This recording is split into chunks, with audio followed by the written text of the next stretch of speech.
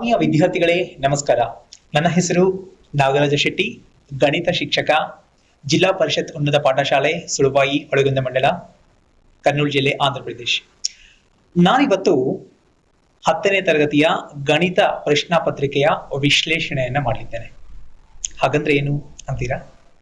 ತುಂಬಾ ಸುಲಭ. ವಿಶ್ಲೇಷಣೆ ಅಂತಂದ್ರೆ ಪ್ರಶ್ನಾ ಪತ್ರಿಕೆ ಯಾವ ತರ ಇರುತ್ತೆ, ಎಷ್ಟು ಅಂಕಗಳಿಗಿರುತ್ತೆ, ಯಾವ ಯಾವ ಅಧ್ಯಾಯಗಳಿಗೆ ನಾವು ಒತ್ತನ್ನ ಕೊಡ್ಬೇಕು, ಯಾವ ಅಧ್ಯಾಯಗಳನ್ನ ಯಾವ ಲೆಕ್ಕಗಳನ್ನ ನಾವು ಅಭ್ಯಾಸ ಮಾಡಿದ್ರೆ ತುಂಬಾ ಸುಲಭವಾಗಿ ಹೆಚ್ಚಿನ ಅಂಕಗಳನ್ನ ತೆಗೆದುಕೊಳ್ಳಬಹುದು ಅನ್ನೋದನ್ನ ಎಲ್ಲಾ ವಿಷಯಗಳನ್ನ ಡಿಸ್ಕಸ್ ಮಾಡೋಣ. ಅದಕ್ಕೂ ಮುಂಚೆ ಥಾಮಸ್ ಅಲ್ವಾ ಎಡಿಸನ್ ಒಂದು ಮಾತು ಹೇಳ್ತಾರೆ. ಏನ್ ಗೊತ್ತಾ? ಯಾರೇ ಆಗ್ಲಿ, ಯಾವುದೇ ಕ್ಷೇತ್ರ ಇರಲಿ, ಸಾಧನೆಯನ್ನ ಜಯವನ್ನ ಸಾಧಿಸಬೇಕು ಅಂತಂದ್ರೆ 1% ಬುದ್ಧಿವಂತಿಕೆ, ಉಳಿದ 99% ಪರಿಶ್ರಮ ಇದ್ರೆ ಸಾಕು, ನಾವು ಯಾವುದೇ ಕ್ಷೇತ್ರದಲ್ಲಿ ಜಯವನ್ನ ಸಾಧಿಸಬಹುದು ಅಂತ ಹೇಳ್ತಾರೆ. ಅದು ನಮ್ಮ ಗಣಿತಕ್ಕೂ ಅನ್ವಯಿಸುತ್ತೆ. ಗಣಿತ ಕಬ್ಬಿಣದ ಕಡಲೆ ಅಲ್ಲ. ನಾವು ಸರಿಯಾದ ವಿಧಾನದಲ್ಲಿ ಗಣಿತವನ್ನ ಅಭ್ಯಾಸ ಮಾಡಿದ್ರೆ, ಅರಿತ್ರೆ, ಅದರಷ್ಟು ಸುಲಭವಾದ ಸಬ್ಜೆಕ್ಟ್ ಯಾವುದೂ ಇಲ್ಲ. ಈ 10ನೇ ತರಗತಿಯನ್ನ ಸುಲಭವಾಗಿ ಪಾಸ್ ಆಗೋದು ಅಷ್ಟೇ ಅಲ್ಲ, ಹೆಚ್ಚಿನ ಅಂಕಗಳನ್ನ ತಗೊಳ್ಳೋದು ಹೇಗೆ ಅನ್ನೋದನ್ನ ಈ ವಿಡಿಯೋದಿಂದ ನಾವು ಕಲಿಬಹುದು. ಈ ವಿಡಿಯೋನ ಕೊನೆವರೆಗೂ ನೋಡಿ. 10ನೇ ತರಗತಿ ಓದ್ತಾ ಇರ್ತಕ್ಕಂಥ ಮಕ್ಕಳಿಗೆ, ನಿಮ್ಗೆ ಗೊತ್ತಿರೋ ಆಂಧ್ರ ಪ್ರದೇಶದ 10ನೇ ತರಗತಿಯನ್ನ ಓದ್ತಕ್ಕಂಥ ಮಕ್ಕಳಿಗೆ ದಯವಿಟ್ಟು ಶೇರ್ ಮಾಡಿ. Let's jump into the subject. So this is SSC Mathematics question paper analysis and strategies to get good score. So before jumping into the session, I would like to thank Mr. Rajashekar Reddy sir for this beautiful PPT. Well, so what's new? ನಾವೀಗ ಕಳೆದ ಪ್ರಶ್ನಾ ಪತ್ರಿಕೆಗೂ ಈಗ ಇರ್ತಕ್ಕಂಥ ಪ್ರಶ್ನಾ ಪತ್ರಿಕೆಗೂ ಸ್ವಲ್ಪ ವ್ಯತ್ಯಾಸ ಇದೆ. ಅದು ಏನು? What's new? The first one is chapter wise weightage ಅನ್ನ ಚೇಂಜ್ ಮಾಡಿದ್ದಾರೆ. ಹಾಗಂದ್ರೆ ಏನು ಅಂತಂದ್ರೆ, ಪ್ರತಿಯೊಂದು ಪಾಠಕ್ಕೂ ಇಷ್ಟಿಷ್ಟು ಅಂಕಗಳನ್ನ ನೀಡ್ತಾ ಇದ್ರಲ್ಲ, ಅದನ್ನ ಈಗ ಬದಲಾಯಿಸಿದ್ದಾರೆ. ಆ ಬದಲಾವಣೆ ಏನನ್ನೋದನ್ನ ಮುಂದೆ ನೋಡೋಣ. ಜೊತೆಗೆ ಗ್ರಾಫ್ ಬೇಸ್ಡ್ ಟೈಪ್ ಕ್ವಶನ್ ಅನ್ನ ಇಂಟ್ರೊಡ್ಯೂಸ್ ಮಾಡಿದ್ದಾರೆ. ಇದು ತುಂಬಾ ಸುಲಭವಾಗಿರ್ತಕ್ಕಂಥ ಕ್ವಶನ್. ಈ ಕ್ವಶನ್ ಅನ್ನ ಅಟೆಂಡ್ ಮಾಡಿದ್ರೆ, ಈ ಕ್ವಶನ್ಗೆ ಕರೆಕ್ಟ್ ಆಗಿ ಆನ್ಸರ್ ಅನ್ನ ನಾವು ಬಿಡಿಸಿದ್ರೆ 4 ಅಂಕಗಳು ಖಂಡಿತ ಬರ್ತವೆ. ಈಗ ಒಂದೊಂದೇ ಅಂಶಗಳನ್ನ ನಾವು ಡಿಸ್ಕಸ್ ಮಾಡ್ತಾ ಹೋಗೋಣ. This is the blue print of the question paper. Blue print ಅಂತಂದ್ರೆ ನೀಲಿ ನಕ್ಷೆ. ಹಾಗಂದ್ರೆ ಏನು ಅಂತಂದ್ರೆ, ಯಾವ ಯಾವ ಪಾಠಕ್ಕೆ ಎಷ್ಟೆಷ್ಟು ಅಂಕಗಳನ್ನ ನಿಗದಿಪಡಿಸಿರ್ತಾರೆ ಅನ್ನೋದನ್ನ ಈಗ ನೋಡೋಣ. ಮೊದಲನೇದಾಗಿ ಇಲ್ಲಿ ನಿಮ್ಗೆ ಈಗಾಗಲೇ ಗೊತ್ತಿರುತ್ತೆ, 1 ಮಾರ್ಕ್ ಕ್ವಶನ್ಸ್ 12 ಕೊಡ್ತಾರೆ. ಜೊತೆಗೆ ನಮಗೆ ಒಟ್ಟಿಗೆ 4 ಸೆಕ್ಷನ್ಸ್ ಇರ್ತವೆ. First one is 1 mark questions 12 ಇರ್ತವೆ. ನೆಕ್ಸ್ಟ್ 2 ಮಾರ್ಕ್ ಕ್ವಶನ್ಸ್ 8 ಇರ್ತವೆ, ಅಂದ್ರೆ ಅದಕ್ಕೆ 16. ಜೊತೆಗೆ 4 ಮಾರ್ಕ್ ಕ್ವಶನ್ಸ್ 8 ಇರ್ತವೆ, 32. ನೆಕ್ಸ್ಟ್ 8 ಮಾರ್ಕ್ ಕ್ವಶನ್ಸ್ 5 ಇರ್ತವೆ, that is 40. Total 1 mark questions 12%, next 2 mark questions 16%, 4 mark 32%, 8 ಮಾರ್ಕಿನ ಪ್ರಶ್ನೆಗಳು 40% ಬರ್ತವೆ. ಟೋಟಲ್ 100%. ಈ ತರದ ಪ್ರಶ್ನೆ ಪತ್ರಿಕೆ ಇರ್ತಂದ್ರೆ 100 ಅಂಕಗಳಿಗೆ ಪ್ರಶ್ನೆಗಳನ್ನ ಕೇಳ್ತಾರೆ. 1 mark, 2 mark and 4 mark, 8 marks. ಇದಿಷ್ಟು weightage of the question type. Next, ಇದು ಮುಖ್ಯವಾಗಿರ್ತಕ್ಕಂಥ ಸಂಗತಿ. ಈ ಬ್ಲೂ ಪ್ರಿಂಟ್ ಅನ್ನ ಆಧಾರವಾಗಿಟ್ಕೊಂಡು ನಾವು ಅಭ್ಯಾಸ ಮಾಡೋದನ್ನ ಕಲ್ತ್ರೆ ಯಾವಾಗ ಪಾಠದಲ್ಲಿ ಎಷ್ಟೆಷ್ಟು ಅಂಕಗಳನ್ನ ಪಡಿಬಹುದು ಅನ್ನೋದು ತುಂಬಾ ಸುಲಭವಾಗಿ ತಿಳ್ಕೊಳ್ಬಹುದು. ಮುಖ್ಯವಾಗಿ ಇದು ಅಕಾಡೆಮಿಕ್ ಸ್ಟ್ಯಾಂಡರ್ಡ್, ಶೈಕ್ಷಣಿಕ ಪ್ರಮಾಣಗಳಿಗೆ ಆಧಾರವಾಗಿ ಕೊಟ್ಟಿರ್ತಕ್ಕಂಥ ಅಂಕಗಳು. ಪ್ರಾಬ್ಲಮ್ ಸಾಲ್ವಿಂಗ್ ಅಂದ್ರೆ ಸಮಸ್ಯೆಯನ್ನು ಬಿಡಿಸುವುದು, ಈ ಒಂದು ಪ್ರಮಾಣಕ್ಕೆ ನಿಗದಿಪಡಿಸಿರ್ತಕ್ಕಂಥ ಅಂಕಗಳು 1 ಮಾರ್ಕ್ 6, 2 ಮಾರ್ಕ್ಸ್ 3, 4 ಮಾರ್ಕ್ಸ್ 3, 8 ಮಾರ್ಕ್ಸ್ 2. ಹಾಗೆ total number of questions 14, total marks 40, percentage is 40. ಇವು ಶೈಕ್ಷಣಿಕ ಪ್ರಮಾಣಗಳಿಗೆ ಅನುಗುಣವಾಗಿ ಕೊಟ್ಟಿರ್ತಕ್ಕಂಥ ಅಂಕಗಳು. ಇವುಗಳ ಬಗ್ಗೆ ಜಾಸ್ತಿ ತಲೆ ಕೆಡಿಸ್ಕೊಳ್ಳೋದು ಬೇಡ. ಒಂದೊಂದು ಶೈಕ್ಷಣಿಕ ಪ್ರಮಾಣಕ್ಕೆ ಒಂದೊಂದು ರೀತಿಯ ಅಂಕಗಳನ್ನ ನಿಗದಿಪಡಿಸಲಾಗಿರುತ್ತೆ. ನಾವು ಮುಖ್ಯವಾಗಿ ಗಮನಿಸಬೇಕಾಗಿರ್ತಕ್ಕಂಥದ್ದು ಪಾಠಗಳು, ಯಾವ ಯಾವ ಅಧ್ಯಾಯಕ್ಕೆ ಎಷ್ಟೆಷ್ಟು ಅಂಕಗಳು ಬರ್ತವೆ, ಎಷ್ಟು ಮಾರ್ಕಿನ ಅಂಕಗಳು ಬರ್ತವೆ, ಪ್ರಶ್ನೆಗಳು ಬರ್ತವೆ ಅನ್ನೋದನ್ನ ಈಗ ನೋಡೋಣ. ಮೊದಲನೇದಾಗಿ ರಿಯಲ್ ನಂಬರ್ಸ್, ಮೊದಲನೇ ಪಾಠ. ತುಂಬಾ ಈಸಿ ಆಗಿರ್ತಕ್ಕಂಥ ಚಾಪ್ಟರ್ ಅಲ್ವಾ? ಇದರಲ್ಲಿ ನಮಗೆ 1 mark questions 1, 2 mark, 4 marks, 8 marks 2 marks ಮತ್ತೆ 4 ಮಾರ್ಕ್ಸ್ ಯಾವುದು ಬರೋದಿಲ್ಲ. 8 ಮಾರ್ಕ್ ಕ್ವಶನ್ 1 ಬರುತ್ತೆ, ಟೋಟಲ್ ಮಾರ್ಕ್ಸ್ 9. ಇದು ಮೊದಲನೇ ಪಾಠದಿಂದ ನೋಡಿ ಯಾವ ಯಾವ ಅಂಕಗಳ ಪ್ರಶ್ನೆಗಳು ಬರ್ತವೆ ಅನ್ನೋದನ್ನ ತುಂಬಾ ಈಸಿಯಾಗಿ ಕೊಟ್ಬಿಟ್ಟಿದ್ದಾರೆ. 1 ಮಾರ್ಕ್ ಕ್ವಶನ್ 1 ಬರುತ್ತೆ, 8 ಮಾರ್ಕ್ ಕ್ವಶನ್ 1 ಬರುತ್ತೆ, ಬಿಟ್ಟು ಇನ್ ಯಾವುದೇ ಕ್ವಶನ್ಸ್ ಬರೋದಿಲ್ಲ. ಎಷ್ಟು ಕ್ಲಿಯರ್ ಆಗಿದೆ ಅಲ್ವಾ ಇದು? ಒಂದು ಬಿಟ್ 1 ಮಾರ್ಕಿಗೆ ಬರುತ್ತೆ, 8 ಮಾರ್ಕ್ ಕ್ವಶನ್ಸ್, ಅದು ಕೂಡ ಯಾವುದು ಅಂತ ಹೇಳ್ತೀನಿ. ಯಾವ್ದು ಗೊತ್ತಾ? √2 ಒಂದು ಅಭಾಗ ಲಬ್ಧ ಸಂಖ್ಯೆ ಎಂದು ಸಾಧಿಸಿರಿ, ಅಥವಾ √3 ಅಥವಾ √7 ಅಥವಾ √3+2 ಅಥವಾ 2√3 ಈ ತರದ ಯಾವುದೇ ಪ್ರಶ್ನೆ ಇರ್ಬೋದು. ಇಲ್ಲಿ 8 ಅಂಕಗಳಿಗೆ ಕೇಳ್ತಾರೆ, ಟೋಟಲ್ 9 ಮಾರ್ಕ್ಸ್. ನೆಕ್ಸ್ಟ್ ಪಾಲಿನಾಮಿಯಲ್ಸ್, ಬಹುಪದೋಕ್ತಿಗಳು. ಈ ಪಾಠದಿಂದ 1 ಮಾರ್ಕಿನ ಪ್ರಶ್ನೆಗಳು 2, 2 ಮಾರ್ಕ್ಸ್ 1, 4 ಮಾರ್ಕ್ಸ್ 1. ಇಲ್ಲಿ 8 ಅಂಕಗಳ ಪ್ರಶ್ನೆ ಯಾವುದೇ ಕೇಳೋದಿಲ್ಲ, ಟೋಟಲ್ 8 ಮಾರ್ಕ್ಸ್. ಹಾಗೇನೆ pair of linear equations. Pair of linear equations ಅಂದ್ರೆ 2 ಚರಾಕ್ಷರಗಳುಳ್ಳ ರೇಖಾತ್ಮಕ ಸಮೀಕರಣಗಳ ಜೋಡಿ. ಇಲ್ಲಿ 1 ಮಾರ್ಕ್ ಕ್ವಶನ್ 1 ಮತ್ತೆ 8 ಮಾರ್ಕ್ ಕ್ವಶನ್ 2 ಬರುತ್ತೆ. ಅದು ಕೂಡ ಇಂಟರ್ನಲ್ ಚಾಯ್ಸ್ ಇರುತ್ತೆ, ಅಂದ್ರೆ ಎ ಅಥವಾ ಬಿ ಎರಡರಲ್ಲಿ ಒಂದು ಬರೆದ್ರೆ ಸಾಕು, ರೈಟ್? ನೆಕ್ಸ್ಟ್ ಕ್ವಾಡ್ರಾಟಿಕ್ ಈಕ್ವೇಶನ್ಸ್ ಅಂತಂದ್ರೆ ವರ್ಗಾತ್ಮಕ ಸಮೀಕರಣಗಳು. ಇಲ್ಲಿ ನಮಗೆ 1 ಅಂಕಗಳ ಪ್ರಶ್ನೆ 1, 8 ಅಂಕಗಳ ಪ್ರಶ್ನೆ ಯಾವುದು ಬರೋದಿಲ್ಲ. 2 ಮಾರ್ಕ್ಸ್ 1, 4 ಮಾರ್ಕ್ಸ್ 1, ಟೋಟಲ್ 7 ಮಾರ್ಕ್ಸ್ ಬರ್ತವೆ ಈ ಚಾಪ್ಟರ್ ಇಂದ. ನೆಕ್ಸ್ಟ್ ಅರಿಥಮೆಟಿಕ್ ಪ್ರೊಗ್ರೆಷನ್ಸ್ ಅಂದ್ರೆ ಸಮಾಂತರ ಶ್ರೇಣಿಗಳು. ಈ ಪಾಠದಿಂದ ನಮಗೆ 2 ಮಾರ್ಕ್ ಕ್ವಶನ್ ಒಂದು ಬಿಟ್ಟು ಉಳಿದೆಲ್ಲವೂ ಬರ್ತವೆ. ಜೊತೆಗೆ 8 ಅಂಕಗಳ ಪ್ರಶ್ನೆ ಇರುತ್ತೆ, ಅದು ಕೂಡ ಇಂಟರ್ನಲ್ ಚಾಯ್ಸ್, ಎ ಅಥವಾ ಬಿ ಎರಡರಲ್ಲಿ ಒಂದನ್ನ ಬರೆದ್ರೆ ಸಾಕು. ನೆಕ್ಸ್ಟ್ ಜೊತೆಗೆ ಟ್ರಯಾಂಗಲ್ಸ್, ತ್ರಿಭುಜಗಳು. ಈ ಪಾಠದಿಂದ ನಮಗೆ 4 ಮಾರ್ಕ್ ಕ್ವಶನ್ಸ್ ಒಂದು ಬಿಟ್ಟು ಉಳಿದೆಲ್ಲವೂ ಬರ್ತವೆ, total 11 marks. Next coordinate geometry, ನಿರ್ದೇಶಾಂಕ ಜಾಮಿತಿ. ಸೊ ಇದರಲ್ಲಿ ನಿರ್ದೇಶಾಂಕ ರೇಖಾಗಣಿತ, ಇದರಲ್ಲಿ ನಮಗೆ ಒಂದು ಅಂಕದ ಪ್ರಶ್ನೆಗಳು ಬರೋದಿಲ್ಲ, 4 ಅಂಕದ ಪ್ರಶ್ನೆಗಳು ಬರೋದಿಲ್ಲ. ಬರ್ತಕ್ಕಂಥ ಪ್ರಶ್ನೆಗಳು ಯಾವಂದ್ರೆ 2 ಮಾರ್ಕ್ಸ್ ಮತ್ತೆ 8 ಮಾರ್ಕ್ಸ್, ಟೋಟಲ್ ನಮಗೆ 2 ಪ್ರಶ್ನೆಗಳು ಬರ್ತವೆ. ಅದು ಇಂಟರ್ನಲ್ ಚಾಯ್ಸ್ ಇರ್ತವೆ. 8 ಮಾರ್ಕ್ಸ್ಗೆ ಇರ್ತಕ್ಕಂಥದ್ದು ಇಂಟರ್ನಲ್ ಚಾಯ್ಸ್ ಇರ್ತವೆ.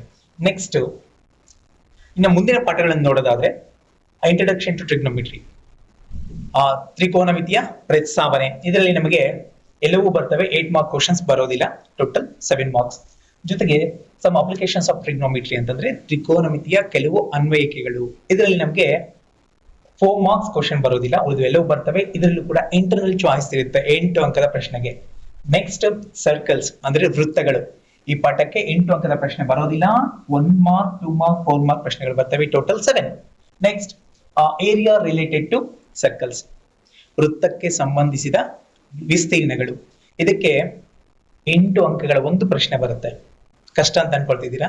ಅದು ಮತ್ತೊಂದು ಈಸಿ ಇರ್ತಕ್ಕಂಥ ಕ್ವಶನ್ಗೆ ಚಾಯ್ಸ್ ಆಗಿರುತ್ತೆ, don't worry. Next surface areas and volumes. Surface areas and volumes ಅಂತಂದ್ರೆ ಮೇಲ್ಮೈ ವಿಸ್ತೀರ್ಣಗಳು ಮತ್ತು ಘನಫಲಗಳು. ಇದಕ್ಕೆ ಸಂಬಂಧಪಟ್ಟಂತೆ 8 ಅಂಕಗಳ ಪ್ರಶ್ನೆ ಬರೋದಿಲ್ಲ, ಉಳಿದ ಪ್ರಶ್ನೆಗಳು ನಮಗೆ 7 ಮಾರ್ಕಿಗೆ ಕೇಳ್ತಾರೆ. ನೆಕ್ಸ್ಟ್ ಸ್ಟ್ಯಾಟಿಸ್ಟಿಕ್ಸ್, ಸಂಖ್ಯಾಶಾಸ್ತ್ರ. ಇದು ತುಂಬಾ ಇಂಪಾರ್ಟೆಂಟ್ ಆಗಿರ್ತಕ್ಕಂಥ ಪಾಠ, ತುಂಬಾ ಸುಲಭನೂ ಕೂಡ. ಇದರಲ್ಲಿ ನಮಗೆ 1 ಮಾರ್ಕ್ 2 ಮಾರ್ಕ್ ಬರೋದಿಲ್ಲ, 4 ಮಾರ್ಕ್ಸ್ ಮತ್ತೆ 8 ಅಂಕದ ಪ್ರಶ್ನೆ ಬರುತ್ತೆ. ಟೋಟಲ್ ಇಷ್ಟು 2 ಪ್ರಶ್ನೆಗಳನ್ನ ಕೇಳ್ತಾರೆ. ಇಲ್ಲಿ 8 ಅಂಕದ ಪ್ರಶ್ನೆ ಏನ್ ಕೇಳ್ತಾರೆ?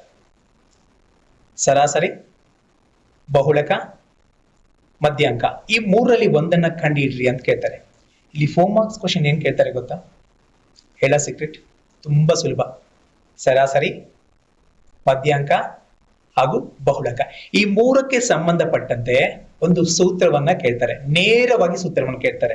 ನೀವು ಮಾಡ್ಬೇಕಾಗಿರೋದು ಇಷ್ಟೇ, ಸೂತ್ರವನ್ನ ಬರೆದು ಅದರಲ್ಲಿ ಇರ್ತಕ್ಕಂತಹ ಪದಗಳನ್ನ ವಿವರಿಸಿದ್ರೆ ಸಾಕು. That's your job. 4 ಅಂಕಗಳು ಬಂದ ಹಾಗೇನೆ. ಜೊತೆಗೆ ಇಲ್ಲಿ 8 ಅಂಕದ ಪ್ರಶ್ನೆ ಏನ್ ಕೇಳಿರ್ತಾರಲ್ಲ, ಇಲ್ಲಿ ಸೂತ್ರ ಕೇಳ್ತಾರೆ. 8 ಅಂಕದ ಪ್ರಶ್ನೆ ಏನ್ ಕೇಳ್ತಾರೆ?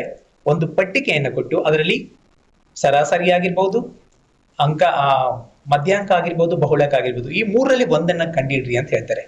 ಸೊ ತುಂಬಾ ಸುಲಭ ಅಲ್ವಾ? 3ಅನ್ನು ಪ್ರಾಕ್ಟೀಸ್ ಮಾಡಿ. ನೆಕ್ಸ್ಟ್ ಪ್ರಾಬಬಿಲಿಟಿ, ಎಲ್ಲ ಪಾಠಗಳಿಗಿಂತ ಅತ್ಯಂತ ಸುಲಭವಾದ ಪಾಠ, ಜೊತೆಗೆ ಹೆಚ್ಚು ಅಂಕಗಳನ್ನ ತೆಗಿಬಹುದಾಗಿರ್ತಕ್ಕಂತಹ ಪಾಠ ಪ್ರಾಬಬಿಲಿಟಿ. ಇದರಲ್ಲಿ ನಮಗೆ ಟೋಟಲ್ 13 ಅಂಕಗಳು ಬರ್ತವೆ. 2 ಅಂಕಗಳ ಪ್ರಶ್ನೆಗಳು ಬಿಟ್ಟು ಎಲ್ಲಾ ರೀತಿಯ ಪ್ರಶ್ನೆಗಳನ್ನ ಇಲ್ಲಿ ಕೇಳ್ತಾರೆ. ಅದಕ್ಕೆ ಹೆಚ್ಚು ಸ್ಕೋರ್ ಮಾಡಬೇಕು, ಸುಲಭವಾಗಿ ಪಾಸ್ ಆಗ್ಬೇಕು ಅಂತಂದ್ರೆ ಈ ಪ್ರಾಬಬಿಲಿಟಿ ಅಂತಕ್ಕಂಥ, ಸಂಭವನೀಯತೆ ಅಂತಕ್ಕಂಥ ಪಾಠನ ಯಾವತ್ತು ಬಿಡಬೇಡಿ, ಚೆನ್ನಾಗಿ ಪ್ರಾಕ್ಟೀಸ್ ಮಾಡಿ. ವೆಲ್, ನೆಕ್ಸ್ಟ್ ಇಲ್ಲಿ ನಮ್ಗೆ 6 ಗೋಲ್ಡನ್ ಚಾಪ್ಟರ್ಸ್ ಅಂತಿದ್ದಾವೆ. 6 golden chapters. ಯಾಕೆ ಇವನ್ನ ಗೋಲ್ಡನ್ ಚಾಪ್ಟರ್ಸ್ ಅಂತ ಕರೀತಾರೆ ಅಂತಂದ್ರೆ, ಈ 6 ಪಾಠಗಳನ್ನ ನಾವು ಅಭ್ಯಾಸ ಮಾಡಿದ್ರೆ ಸಾಕು 61 ಅಂಕಗಳನ್ನ ನಾವು ತಗೋಬಹುದು. ಅದಕ್ಕೆ ಇವನಲ್ಲಿ ಗೋಲ್ಡನ್ ಚಾಪ್ಟರ್ಸ್ ಅಂತ ಕರೀತಾರೆ. ಚಾಪ್ಟರ್ 1, 2, 3, 7, 13 and 14 ಈ ಎಲ್ಲಾ ಪಾಠಗಳನ್ನ ಒಮ್ಮೆ ಗಮನಿಸಿ. ಇಲ್ಲಿ ನಮಗೆ ಯಾವ್ಯಾವ ಅಂಕಗಳನ್ನ ಕೊಟ್ಟಿದ್ದಾರೆ ಈ ಟೇಬಲ್ ಅನ್ನ ಗಮನಿಸಿ. ತುಂಬಾ ಸುಲಭವಾಗಿ ಈ ಪಾಠಗಳನ್ನ ಅಭ್ಯಾಸ ಮಾಡಿದ್ರೆ, ಇಷ್ಟೇ ಈ 6 ಗೋಲ್ಡನ್ ಚಾಪ್ಟರ್ಸ್ ಅನ್ನ ಅಭ್ಯಾಸ ಮಾಡಿದ್ರೆ ಸಾಕು ನಾವು 60ಕ್ಕಿಂತಲೂ ಹೆಚ್ಚಿನ ಅಂಕಗಳನ್ನ ತಗೋಬಹುದು. ನೆಕ್ಸ್ಟ್, ಈಗ ನಮಗೆ 60 ಅಂಕಗಳು ಬರಬೇಕು ಅಂತಂದ್ರೆ ಯಾವ ಯಾವ ಅಂಶಗಳನ್ನ ನಾವು ಪ್ರಾಕ್ಟೀಸ್ ಮಾಡಬೇಕು, ಯಾವ ಅಂಶಗಳಿಗೆ ಒತ್ತನ್ನ ಕೊಡ್ಬೇಕು ಅಂತಂದ್ರೆ, ಮೊದಲನೇದಾಗಿ 8 ಅಂಕದ ಪ್ರಶ್ನೆಗಳನ್ನ ನೋಡೋಣ. 29A ನೋಡಿ, ಪ್ರಶ್ನೆ ನಂಬರ್ ಕೂಡ ಇಲ್ಲಿ ಫಿಕ್ಸ್ ಮಾಡ್ಬಿಟ್ಟಿದ್ದಾರೆ 29A ಅಂತೇಳಿ. ಇದರಲ್ಲಿ ವಾಸ್ತವ ಸಂಖ್ಯೆಗಳು. ಇದಕ್ಕೆ ಸಂಬಂಧಪಟ್ಟಂತೆ ಈಗಾಗಲೇ ಹೇಳಿದ್ನೆ, √2 ಒಂದು ಅಭಾಗಲಬ್ಧ ಸಂಖ್ಯೆ ಎಂದು ತೋರಿಸಿರಿ, ಅಥವಾ √3 ಅಥವಾ √5, √7, 2 + 5 √3 ಅಥವಾ 3 - 5 √2 ಒಂದು ಅಭಾಗಲಬ್ಧ ಸಂಖ್ಯೆ ಎಂದು ತೋರಿಸಿರಿ.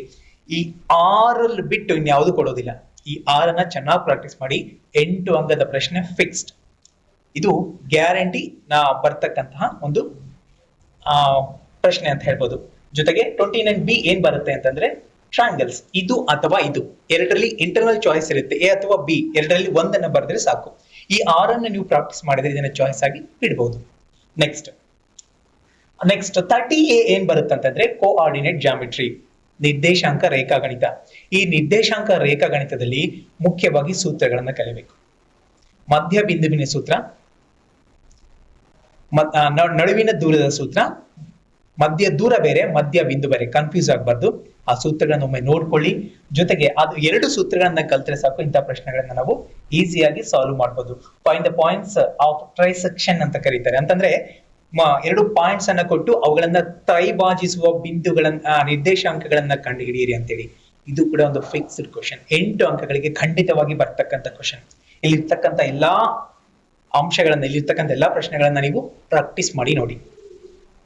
ಅಥವಾ ಒಂದು 4 ಪಾಯಿಂಟ್ಸ್ ಅನ್ನ ಕೊಡ್ತಾರೆ, 4 ಬಿಂದುಗಳನ್ನ ಕೊಟ್ಟು ಇದು ಚೌಕದ ಶೃಂಗಗಳ, ಆಯತದ ಶೃಂಗಗಳ, ಅಥವಾ ಯಾವ್ದಾದ್ರು ಒಂದು ಆಕಾರದ ಶೃಂಗಗಳ ಅಂತ ಕೇಳ್ತಾರೆ. ನಾವು ಮಾಡ್ಬೇಕಾಗಿರ್ತಕ್ಕಂಥದ್ದು ಏನೂ ಇಲ್ಲ. ABCD 4 ಬಿಂದುಗಳನ್ನು ಹಾಕೊಳ್ತೀವಿ. ಅಲ್ಲಿ ನಾವು ಮಾಡ್ಬೇಕಾಗಿರ್ತಕ್ಕಂಥದ್ದು ಡಿಸ್ಟೆನ್ಸ್ ಬಿಟ್ವೀನ್ 2 ಪಾಯಿಂಟ್ಸ್, 2 ಬಿಂದುಗಳ ನಡುವೆ ಇರ್ತಕ್ಕಂಥ ದೂರ, ಮಧ್ಯ ಬಿಂದು ಅಲ್ಲ, ಮಧ್ಯ ದೂರವನ್ನು ಕಂಡುಹಿಡಬೇಕು.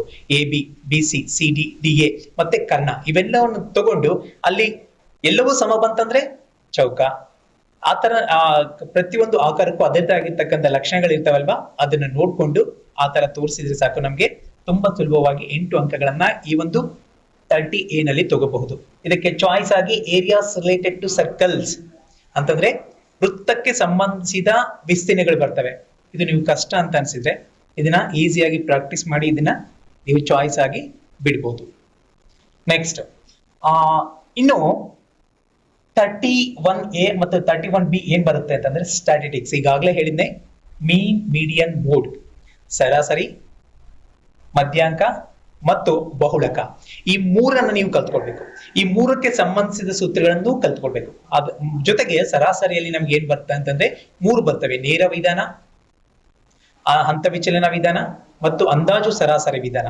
ಸರಾಸರಿ, ಈ 3 ಸೂತ್ರಗಳು, ಜೊತೆಗೆ ಮಧ್ಯಾಂಕ, ಬಹುಳಕ. ಈ ಸೂತ್ರಗಳನ್ನ ಕಲ್ತ್ಕೊಳ್ಬೇಕು.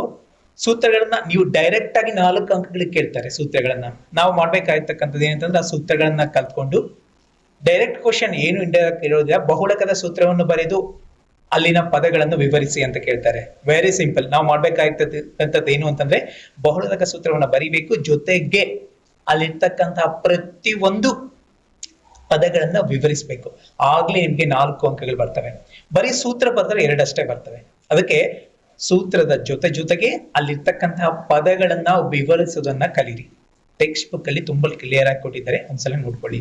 ಜೊತೆಗೆ ಈ 3 ಲೆಕ್ಕಗಳನ್ನ ಅಭ್ಯಾಸ ಮಾಡಿ. ಸರಾಸರಿಯನ್ನ ಕಂಡುಹಿಡಿಯೋದು ಹೇಗೆ,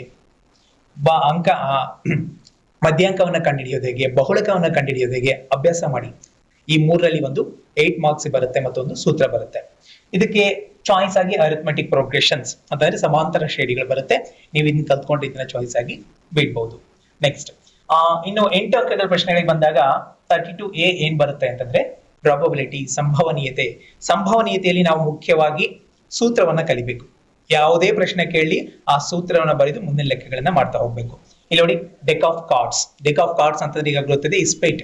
ಅಲ್ಲಿರ್ತಕ್ಕಂಥ ಟೋಟಲ್ ಎಷ್ಟಿರ್ತವೆ, ಯಾವ ಯಾವ ವಿಭಾಗದಲ್ಲಿ ಎಷ್ಟೆಷ್ಟಿರ್ತವೆ, ಟೋಟಲ್ ಎಷ್ಟಿರ್ತವೆ, ಹಾರ್ಟ್ ಎಷ್ಟಿರ್ತವೆ, ಡೈಮಂಡ್ ಎಷ್ಟಿರ್ತವೆ, ಏಸ್ ಎಷ್ಟಿರ್ತವೆ, ಎಲ್ಲವನ್ನ ಒಂದ್ಸಲ ನೋಡ್ಕೊಳ್ಳಿ. ತುಂಬಾ ಈಸಿ ಆಗಿರ್ತಕ್ಕಂಥ ಕಾನ್ಸೆಪ್ಟ್.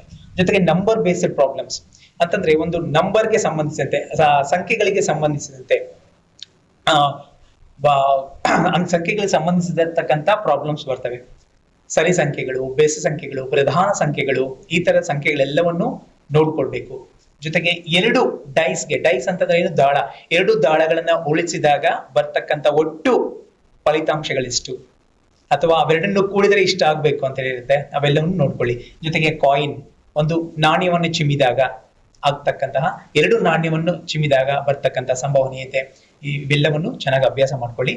ಜೊತೆಗೆ ಇದಕ್ಕೆ ಚಾಯ್ಸ್ ಆಗಿ ನಮ್ಗೆ ಏನಿರುತ್ತೆ ಅಂತಂದ್ರೆ ಅಪ್ಲಿಕೇಶನ್ಸ್ ಆಫ್ ಟ್ರಿಗ್ನೋಮೆಟ್ರಿ ಇರುತ್ತೆ. ನೀವು ಇದನ್ನ ಕಲ್ತ್ಕೊಂಡ್ರೆ ಇದನ್ನ ಚಾಯ್ಸ್ ಆಗಿ ಬಿಡ್ಬಹುದು. Well, so strategies to get 60 marks ಅಲ್ಲಿ ನಮಗೆ ಪೇರ್ ಆಫ್ ಲೀನಿಯರ್ ಇಕ್ವೇಶನ್ಸ್, ಇದು ಕೂಡ ಇಂಪಾರ್ಟೆಂಟ್. ಇಲ್ಲಿ ಏನಂತಂದ್ರೆ ಗ್ರಾಫಿಕಲ್ ಆಗಿ ಅಂದ್ರೆ ನಕ್ಷಾ ವಿಧಾನದಿಂದ ಸಮೀಕರಣವನ್ನ ಬಿಡಿಸೋದು. ಉದಾಹರಣೆಗೆ ಇಲ್ಲಿ ನೋಡಿ, ನಮ್ಗೆ ಇಲ್ಲಿ ನಮ್ಗೆ 2 ಟೈಪ್ಸ್ ಆಫ್ ಕ್ವಶನ್ಸ್ ಇರುತ್ತೆ ನೋಡಿ. ನಮ್ಗೆ ಡೈರೆಕ್ಟ್ ಆಗಿ ಈಕ್ವೇಶನ್ಸ್ ಅನ್ನು ಕೊಡ್ತಾರೆ, ಸಮೀಕರಣಗಳನ್ನ ಕೊಡ್ತಾರೆ, ಅದನ್ನ ನಕ್ಷಾ ವಿಧಾನದಿಂದ ಸಾಧಿಸೋದು. ಗ್ರಾಫಿಕಲಿ ಅದನ್ನ ಬಿಡಿಸ್ಬೇಕು, ನೇರವಾಗಿರುತ್ತೆ. ಇದಕ್ಕೆ ಚಾಯ್ಸ್ ಆಗಿ ಮತ್ತೊಂದಿರುತ್ತೆ, ಪೇರ್ ಆಫ್ ಲೀನಿಯರ್ ಇಕ್ವೇಶನ್ಸ್ ಅಲ್ಲೇ ವಾಕ್ಯ ರೂಪದ ಪ್ರಶ್ನೆಗಳನ್ನ ಕೊಟ್ಟಿರ್ತಾರೆ. ನನ್ನ ಸಜೆಷನ್ ಏನು ಅಂತಂದ್ರೆ, ವಾಕ್ಯ ರೂಪದ ಪ್ರಶ್ನೆಗಳನ್ನ ನೀವು ತಪ್ಪಾಗಿ ಬರ್ದ್ರೆ ಪರಿಹಾರ ಕೂಡ ತಪ್ಪಾಗುತ್ತೆ. ಅದ್ರ ಬದಲಾಗಿ ನೀವು ನೇರವಾಗಿ ಕೊಟ್ಟಿರ್ತಕ್ಕಂಥ ಸಮೀಕರಣಗಳನ್ನ ತಗೊಳ್ಳಿ. ನೇರವಾಗಿ ಬರ್ಕೊಟ್ಟಿರ್ತಕ್ಕಂಥ ಸಮೀಕರಣಗಳನ್ನ ತಗೊಂಡು ಎಕ್ಸ್ ಮತ್ತೆ ವೈ ಬೆಲೆಗಳನ್ನ ಗ್ರಾಫಿಕಲಿ ಅಂದ್ರೆ ನಕ್ಷಾ ವಿಧಾನದಿಂದ ಸಾಧಿಸಿ. ಗ್ರಾಫ್ಗೆ ಸಂಬಂಧಪಟ್ಟಂತೆ 8 ಅಂಕಗಳಿಗೆ ಇದು ಗ್ಯಾರಂಟಿ ಕ್ವಶನ್. ಇದನ್ನ ಯಾವತ್ತೂ ಬಿಡಬೇಡಿ, ಚೆನ್ನಾಗಿ ಪ್ರಾಕ್ಟೀಸ್ ಮಾಡಿ. ಗ್ರಾಫ್ ಅಲ್ಲಿ ನೀವು ಎಷ್ಟು ಮಾಡ್ತೀರೋ ಅಷ್ಟು ಅಂಕಗಳು ಬರ್ತಾ ಹೋಗ್ತವೆ. ಸ್ಕೇಲ್ ಅನ್ನ ಬರೆಯೋದು, ಜೊತೆಗೆ ಶೂನ್ಯತೆಗಳನ್ನ ಗುರುತಿಸೋದು, ಎಕ್ಸ್ ಮತ್ತೆ ವೈ ಬೆಲೆಯನ್ನ ಬರೆಯೋದು ಎಲ್ಲವೂ important. X dash Y dash ಮತ್ತೆ ಮಾರ್ಕಿಂಗ್ ಮಾಡೋದು, ಮೂಲ ಬಿಂದುವನ್ನ ಗುರುತಿಸೋದು, ಬಂದಿರತಕ್ಕಂತಹ ಬಿಂದುಗಳನ್ನ ಸರಿಯಾದ ವಿಧಾನದಲ್ಲಿ ಗುರುತಿಸೋದು ಎಲ್ಲವೂ ಇಂಪಾರ್ಟೆಂಟ್. 8 ಅಂಕಗಳನ್ನ ಸುಲಭವಾಗಿ ತಗೊಳ್ಬಹುದಾಗಿರ್ತಕ್ಕಂಥ ಒಂದು ಲೆಕ್ಕ. ಕೊನೆಗೆ ಈ ಪೇರ್ ಆಫ್ ಲೀನಿಯರ್ ಇಕ್ವೇಶನ್ಸ್ ಅಲ್ಲಿ ಈಗಾಗಲೇ ಹೇಳಿದ್ವಲ್ವಾ, ನಂಬರ್ ವಾಕ್ಯ ರೂಪದ ಪ್ರಶ್ನೆಗಳು ಬರ್ತವೆ. ವಾಕ್ಯ ರೂಪದ ಪ್ರಶ್ನೆಗಳು ಬಂದಾಗ ನಾವು ಮೇಲಿಂದ ಮಾಡಿರ್ತೀವಿ, ಇದನ್ನ ಚಾಯ್ಸ್ ಆಗಿ ಬಿಡ್ಬೋದು. ಸೊ ಪ್ರಾಬಬಿಲಿಟಿಯಲ್ಲಿ ನಮ್ಗೆ 4 ಮಾರ್ಕ್ಸ್ಗೂ ಕೇಳ್ತಾರೆ, ಅಂದ್ರೆ ಸಂಭವನೀಯತೆ. ಅಲ್ಲಿ ಡೈಸ್ ಬಗ್ಗೆ ಕೇಳಿದ್ರೆ ಇಲ್ಲಿ ಇಸ್ಪೀಡ್ ಬಗ್ಗೆ ಕೇಳ್ತಾರೆ. ಇಲ್ಲಿ ಇಸ್ಪೀಡ್ ಬಗ್ಗೆ ಕೇಳಿದ್ರೆ ಅಲ್ಲಿ ಕಲರ್ಡ್ ಆರ್ಟಿಕಲ್ಸ್ ಅಂದ್ರೆ ಯಾವ್ದಾದ್ರು, ಇಲ್ಲಿ ನೀಲಿ ಬಣ್ಣದ ಚೆಂಡುಗಳು ಇಷ್ಟವೆ, ಕೆಂಪು ಬಣ್ಣದ ಚೆಂಡುಗಳು ಇಷ್ಟವೆ. ಒಂದನ್ನ ಯಾದೃಚ್ಛಿಕವಾಗಿ ತೆಗೆದ್ರೆ ಅದು ಕೆಂಪು ಬಣ್ಣದ ಚೆಂಡು ಆಗ್ಲಿಕ್ಕೆ ಇರ್ತಕ್ಕಂಥ ಸಾಧ್ಯತೆ ಎಷ್ಟು, ಈ ತರದ ಪ್ರಶ್ನೆಗಳು ಬರ್ತವೆ. ಎಲ್ಲವೂ ಟೆಕ್ಸ್ಟ್ ಬುಕ್ಸ್ ನಲ್ಲಿ ಇದಾವೆ, ಒಂದು ಬಿಡದಾಗೆ ಪ್ರಾಕ್ಟೀಸ್ ಮಾಡಿ. ನಂಬರ್ ಬೇಸ್ಡ್ ಪ್ರಾಬ್ಲಮ್ಸ್ ಅಂದ್ರೆ ಈಗಾಗಲೇ ಹೇಳಿದ್ವಲ್ಲ, ಸರಿ ಸಂಖ್ಯೆ, ಬೆಸ ಸಂಖ್ಯೆ, ಆ ತರದ ಪ್ರಶ್ನೆಗಳು.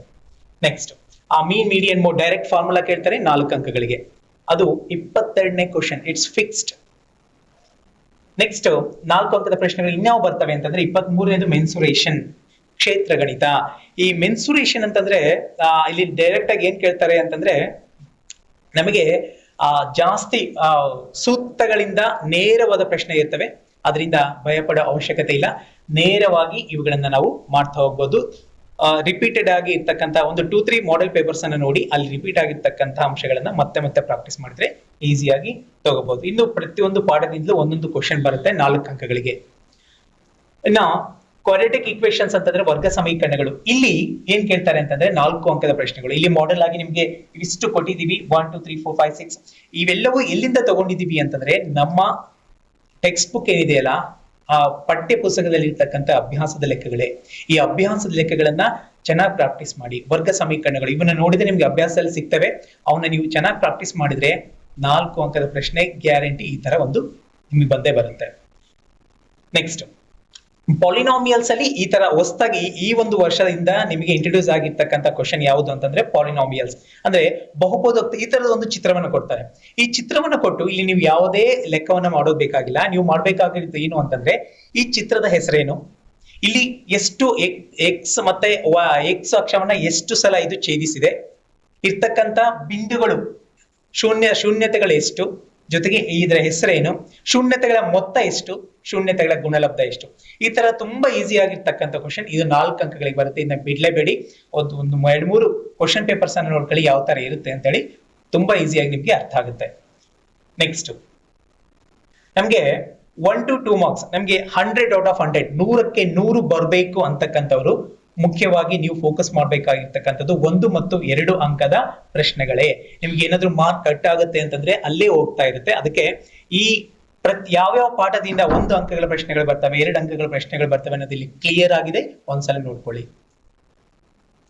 ನೆಕ್ಸ್ಟ್ ಟೈಪ್ ಆಫ್ ಬಿಟ್ಸ್ ಯಾವ ತರ ಇರ್ತವೆ. ಈಗಾಗಲೇ ನೀವು ಕ್ವಶನ್ ಪೇಪರ್ಸ್ ನೋಡಿರ್ತೀರಾ, ಯಾವ ತರ ಇರ್ತವೆ ಅಂತ ಗೊತ್ತಾಗುತ್ತೆ. 1 ವರ್ಡ್ ಆನ್ಸರ್ ಅಂದ್ರೆ ಒಂದು ಪದದಲ್ಲಿ ಉತ್ತರಿಸೋದು, ಅಥವಾ ರೀಸನ್, ಹೇಳಿಕೆ 1 ಹೇಳಿಕೆ 2 ಕೊಟ್ಟಿರ್ತಾರೆ, ಯಾವುದು 2 ಸರಿ 2 ಅಲ್ಲ ಆ ತರ ಇರುತ್ತೆ. ಈ ಹೇಳಿಕೆಗೆ ಇದು ಸರಿಯಾದ ವಿವರಣೆ ಆ ತರ ಇರುತ್ತೆ. ಒಂದ್ಸಲ ನೋಡ್ಕೊಂಡ್ರೆ ನಿಮ್ಗೆ ಅರ್ಥ ಆಗುತ್ತೆ. ಫಿಲ್ ಇನ್ ದ ಬ್ಲಾಂಕ್ಸ್ ಅಂದ್ರೆ ಖಾಲಿ ಸ್ಥಳಗಳನ್ನ ತುಂಬೋದು, ಮ್ಯಾಚಿಂಗ್ ಹೊಂದಿಸಿ ಬರೆಯೋದು, ಸ್ಟೇಟ್ಮೆಂಟ್ಸ್ ಟ್ರೂ ಆರ್ ಫಾಲ್ಸ್, ಸತ್ಯ ಅಥವಾ ಅಸತ್ಯ ಹೇಳಿಕೆ, ಡಯಾಗ್ರಾಮ್ ಬೇಸ್ಡ್ ಕ್ವಶನ್ಸ್ ಆಗಿರ್ಬೋದು, ಜೊತೆಗೆ MCQs 4 ಆಪ್ಷನ್ಸ್ ಅನ್ನ ಕೊಟ್ಟಿರ್ತಾರೆ, ಸರಿಯಾದ ಆಯ್ಕೆಯನ್ನ ಮಾಡೋದು. ನೆಕ್ಸ್ಟ್ ಕನ್ವರ್ಸೇಷನ್ಸ್ ಕೂಡ ಇದರಲ್ಲಿ ಕನ್ವರ್ಷನ್ಸ್ ಅಂದ್ರೆ ಒಂದು ಅಂಶದಿಂದ ಮತ್ತೊಂದು ಅಂಶಕ್ಕೆ ಚೇಂಜ್ ಮಾಡೋದು. ನೆಕ್ಸ್ಟ್ ನಮ್ಗೆ 100 ಮಾರ್ಕ್ಸ್ ಬರ್ಬೇಕು ಅಂತಂದ್ರೆ ನೀವು ಮಾಡ್ಬೇಕಾಗಿರ್ತಕ್ಕಂಥದ್ದು ಇಷ್ಟೇ, ಥರೋ ಆಗಿ ಟೆಕ್ಸ್ಟ್ ಬುಕ್ ಅಲ್ಲಿ ಇರ್ತಕ್ಕಂಥ ಪ್ರತಿಯೊಂದು ಅಂಶಗಳನ್ನ ನೋಡ್ಕೊಳ್ಳಿ. ಜೊತೆಗೆ ಟೆಕ್ಸ್ಟ್ ಬುಕ್ ಅನ್ನ ಬಿಟ್ಟು ಕಳೆದ ಪ್ರಶ್ನಾ ಪತ್ರಿಕೆಗಳನ್ನ ಒಂದ್ಸಲ ಅಬ್ಸರ್ವ್ ಮಾಡಿ. ಅಲ್ಲಿ ಬಂದಿರತಕ್ಕಂತ ಆ ಎಲ್ಲಾ ಪ್ರಶ್ನೆಗಳನ್ನ ಉತ್ತರಿಸಲಿಕ್ಕೆ ಟ್ರೈ ಮಾಡಿ. ಆಮೇಲೆ bits 1 mark 2 mark questions are very important. ಅವುಗಳ ಮೇಲೆ ಫೋಕಸ್ ಮಾಡಿದ್ರೆ ನಿಮ್ಗೆ 100ಕ್ಕೆ 100 ಅಂಕಗಳನ್ನ ಗಣಿತದಲ್ಲಿ ತಗೋಬಹುದು. ಇಲ್ಲಿ ನಿಮ್ಗೆ ಕೆಲವು important questions to get 35 marks ಅಂತ 35 ಕ್ವಶನ್ಸ್ 35 ಮಾರ್ಕ್ಸ್, ಇವೆಲ್ಲವನ್ನು ಒಂದ್ಸಲ ನೀವು ನೋಡ್ಕೊಂಡ್ರೆ ಚೆನ್ನಾಗಿರುತ್ತೆ. ಜೊತೆಗೆ ನಾನು ಇಲ್ಲಿ ಏನ್ ಮಾಡಿದೀನಿ ಅಂತಂದ್ರೆ SCERT ನವರು ಕೊಟ್ಟಿರ್ತಕ್ಕಂಥ ಮಾಡೆಲ್ ಪೇಪರ್ 1 ಮತ್ತೆ 2 ಇವೆರಡನ್ನು ನಾನು ನಿಮಗೆ ಕನ್ನಡದಲ್ಲಿ ಕೊಡ್ತಾ ಇದ್ದೀನಿ. ನೀವು ಮಾಡ್ಬೇಕಾಗಿರೋದು ಏನು ಅಂತಂದ್ರೆ ಇವನ್ನ ಡೌನ್ಲೋಡ್ ಮಾಡ್ಕೊಳ್ಬಹುದು. ಈ ವಿಡಿಯೋದ ಕೆಳಗಡೆ ಲಿಂಕ್ ಅನ್ನ ಕೊಟ್ಟಿರ್ತೀವಿ, ಆ ಲಿಂಕ್ ಅನ್ನ ಕ್ಲಿಕ್ ಮಾಡಿದ್ರೆ ಡೌನ್ಲೋಡ್ ಆಗ್ತವೆ. ಪ್ರಿಂಟ್ ತಗೊಂಡು ಪ್ರಾಕ್ಟೀಸ್ ಮಾಡಿ. ನೀವು ಪ್ರಶ್ನೆ ಪತ್ರಿಕೆ ಮಾಡೆಲ್ ಕ್ವಶನ್ ಪೇಪರ್ 1, 2 ಮತ್ತೆ ಫ್ರೀ ಫೈನಲ್ ಇವು 3ನ್ನ ಥರೋ ಆದ್ರೆ ತುಂಬಾ ಈಸಿಯಾಗಿ ಪಾಸ್ ಆಗ್ಲಿಕ್ಕೆ ಸಾಧ್ಯ ಆಗುತ್ತೆ. ಇವೆಲ್ಲವನ್ನು ನಾನು ಕನ್ನಡದಲ್ಲಿ ಮಾಡಿರ್ತೀನಿ, ನಿಮ್ಗೆ ಸುಲಭವಾಗಿ ಅರ್ಥ ಆಗ್ಲಿಕ್ಕೆ ನೀವು ಒಂದ್ಸಲ ನೋಡ್ಕೊಳ್ಳಿ. ಇದರ ಒಂದು ಉತ್ತರಗಳನ್ನು ಕೂಡ ಇದೇ ಒಂದು ಫೈಲ್ ಅಲ್ಲಿ ಇರುತ್ತೆ ನಿಮ್ಗೆ. ಅಂದ್ರೆ ಇದಕ್ಕೆ ಸೊಲ್ಯೂಷನ್ಸ್ ಏನೇ ಅಂತ ಕರಿತೀವಲ್ವಾ, ಅದು ಕೂಡ ನಿಮ್ಗೆ ಇದರಲ್ಲಿ ನಿಮ್ಗೆ ಕೊಟ್ಟಿರ್ತೇನೆ. ಒಂದ್ಸಲ ನೋಡ್ಕೊಳ್ಳಿ. ಗ್ರಾಫ್ ನೋಡ್ರಿ ಯಾವ ತರ ಇರಬೇಕು, ಯಾವ ತರ ಆಗ್ಬೇಕು, ಸ್ಕೇಲ್ ಅನ್ನ ಯಾವ ತರ ಬರಿಬೇಕು, ಶೂನ್ಯತೆಗಳನ್ನ ಯಾವ ತರ ಗುರುತಿಸಬೇಕು, ಹೀಗೇನೆ ಬರಿಬೇಕು. ಆಗ್ಲೇ ನಿಮ್ಗೆ ಒಟ್ಟು ಅಂಕಗಳು ಸಿಗ್ಲಿಕ್ಕೆ ಸಾಧ್ಯತೆ ಇರುತ್ತೆ. ನಿಮ್ಗೆ 2 ಪ್ರಶ್ನೆಗಳೇನು ಕೊಟ್ಟಿದ್ದೀನಿ ಅಂತ ಹೇಳಿದ್ನಲ್ಲ, ಅದಕ್ಕೆ ಸೊಲ್ಯೂಷನ್ಸ್ ಬಿಡಿಸಿದ ಉತ್ತರಗಳು ಕೂಡ ನಿಮ್ಗೆ ಇದರಲ್ಲಿ ಇರ್ತವೆ. ನೀವೆಲ್ಲವನ್ನು ಚೆನ್ನಾಗಿ ಪ್ರಾಕ್ಟೀಸ್ ಮಾಡಿದ್ರೆ ಗಣಿತದಲ್ಲಿ ಪಾಸ್ ಆಗ್ತಕ್ಕಂಥದ್ದು ತುಂಬಾ ಈಸಿಯಾಗಿ ನಾವು ಪಾಸ್ ಆಗಬಹುದು. ಆಮೇಲೆ ಪೇಪರ್ ಪ್ರೆಸೆಂಟೇಶನ್ ಅಂತಕ್ಕಂಥದ್ದು ಇರುತ್ತೆ. ಅಂದ್ರೆ ನಾವು ಬರಿಬೇಕಾದ್ರೆ ಸ್ಪಷ್ಟವಾಗಿ ಬರಿಬೇಕು. ಸ್ಪಷ್ಟವಾಗಿ ಇಲ್ಲಿ ಒಂದು ಫ್ರೀ ಫೈನಲ್ ಇದೆ. ರೀಸೆಂಟ್ ಆಗಿ ನಮ್ಗೆ ಮಾಡೆಲ್ ಪೇಪರ್ 1 ಅನ್ನ ಎಕ್ಸಾಮ್ ಮಾಡಿದ್ವಿ. ಇದರಲ್ಲಿ SA1 ನಲ್ಲಿ ನಾವು ನಮ್ಮ ಶಾಲೆಯಲ್ಲಿ ನಡೆಸಿದಾಗ ಮಗು ಯಾವ ತರ ಬರ್ದಿದೆ ಅನ್ನೋದನ್ನ ಒಂದ್ಸಲ ಗಮನಿಸಿ. ಇದು ಪ್ರಶ್ನೆ ಪತ್ರಿಕೆ, ಇದರಲ್ಲಿ ಉತ್ತರ ಇರುತ್ತೆ. ಒಂದು ಪ್ರಶ್ನೆ 2 ಪ್ರಶ್ನೆಗೆ ಸರಿಯಾದ ಒಂದು ಗ್ಯಾಪ್ ಕೊಡೋದಾಗಿರ್ಬೋದು, ಸ್ಪಷ್ಟವಾಗಿ ಬರೆಯೋದಾಗಿರ್ಬೋದು. ಈ ತರ ಬರ್ದಾಗ ನಿಮ್ಗೆ ಫುಲ್ ಮಾರ್ಕ್ಸ್ ಸಿಗ್ತವೆ, ಎಲ್ಲಿ ಮಾರ್ಕ್ಸ್ ಕಟ್ ಆಗೋದಿಲ್ಲ. ಈ ತರ ನೀವು ಬರೀತಾ ಹೋದಂತೆ ಒಂದ್ಸಲ ಇದನ್ನ ಅಬ್ಸರ್ವ್ ಮಾಡಿ. ಇದನ್ನ ಡೌನ್ಲೋಡ್ ಮಾಡ್ಕೊಂಡು ನಾನು ಇಲ್ಲಿ ಕೊಟ್ಟಿದ್ದೀನಿ PDF ಅನ್ನ. ಯಾವ ತರ ಗ್ರಾಫ್ ಯಾವ ತರ ಮಾಡಿದ್ದಾರೆ ನೋಡ್ರಿ. So this is the score. ಈ ತರ ಒಳ್ಳೆ ಅಂಕಗಳನ್ನು ತೆಗಿಬೇಕು ಅಂತಂದ್ರೆ ಇದೊಂದು ಮಾದರಿ ಉತ್ತರ ಪತ್ರಿಕೆ. ಒಂದ್ಸಲ ನೋಡಿ, ನಿಮ್ಗೆ ತುಂಬಾ ಈಸಿಯಾಗಿ ಅರ್ಥ ಆಗುತ್ತೆ, ಯಾವ ತರ ಬರಿಬೇಕಂತಕ್ಕಂಥ ಐಡಿಯಾ ಬರುತ್ತೆ. That's all. ಸೊ ನೀವು ಗಣಿತವನ್ನ ಪಾಸ್ ಆಗ್ಬೇಕು ಅಂತಂದ್ರೆ ಮಾಡ್ಬೇಕಾಗಿರ್ತಕ್ಕಂಥದ್ದು ಪ್ರಾಕ್ಟೀಸ್. ಮನಸ್ಸು ಮಾಡಿದ್ರೆ ಏನ್ ಬೇಕಾದ್ರೂ ಸಾಧಿಸಬಹುದು. ಈಗಲೇ ಸ್ಟಡಿಯನ್ನ ಶುರು ಮಾಡಿ, ಒಳ್ಳೆಯ ಅಂಕಗಳನ್ನ ಪಡೀರಿ ಅಂತ ಹೇಳ್ತಾ ಇಲ್ಲಿಗೆ ನನ್ನ ಈ ಕ್ಲಾಸ್ ಅನ್ನ ಮುಗಿಸ್ತಾ ಇದ್ದೀನಿ. ಈ ಅವಕಾಶವನ್ನು ಕೊಟ್ಟಿರ್ತಕ್ಕಂತಹ ಕಲೆಕ್ಟರ್ ಆಫ್ ಕರ್ನೂಲ್ ಮತ್ತು DO ಅವ್ರಿಗೆ ನನ್ನ ಹೃತ್ಪೂರ್ವಕ ಅಭಿನಂದನೆಗಳನ್ನು ತಿಳಿಸ್ತಾ ಇದ್ದೀನಿ. ಜೊತೆಗೆ ನಿಮ್ಗೆ ಆಲ್ ದ ಬೆಸ್ಟ್ ಹೇಳ್ತಾ ಇಲ್ಲಿಗೆ ಈ ಪಾಠವನ್ನ ಮುಗಿಸ್ತಾ ಇದ್ದೀನಿ. All the best.